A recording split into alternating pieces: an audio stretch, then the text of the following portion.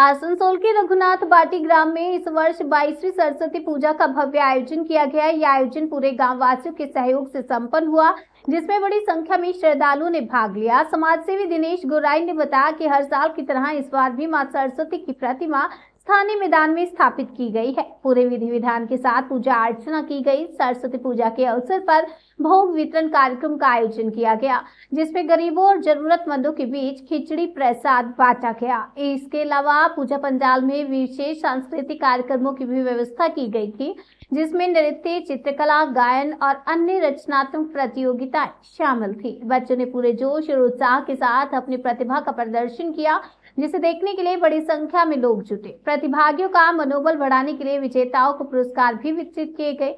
आयोजकों ने बताया कि इस तरह के कार्यक्रमों से बच्चों की प्रतिभा को प्रोत्साहन मिलता है और उनका आत्मविश्वास बढ़ता है। খিচুড়ি মহাপ্রসাদ বিতরণ করা হবে সরস্বতী পূজা উপলক্ষে। তো এটা কতদিন ধরে আপনারা এই আয়োজনটা করছেন? এটা আমাদের এটা 22তম পূজা হচ্ছে।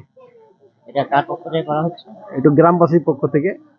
কি কি অনুষ্ঠান করা হলো এই পুজোতে? এখানে ডান্স প্রতিযোগিতা ছিল, মিউজিক্যাল প্রতিযোগিতা ছিল,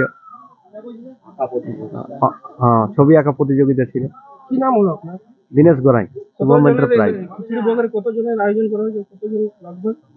মোটামুটি 5000 লোকের ব্যবস্থা করা হয়েছে। আশেপাশে সব গ্রাম এখানে প্রত্যেক বছর এরকমই আয়োজন করা হয়? হ্যাঁ, প্রতি বছর। গ্রামবাসীদের গ্রামবাসীরা কি বলে এই বিষয়ে? এই বিষয়ে গ্রামবাসীরা খুব খুশি। গ্রামবাসীদের সহযোগিতায় আমরা এটা প্রত্যেক বছরের জন্য করে থাকি। আমাদের মাধ্যমে আপনি কি বলতে চান গ্রামবাসীকে? গ্রামবাসীকে ওদের আসার জন্য অনেক ধন্যবাদ আমার তরফ থেকে।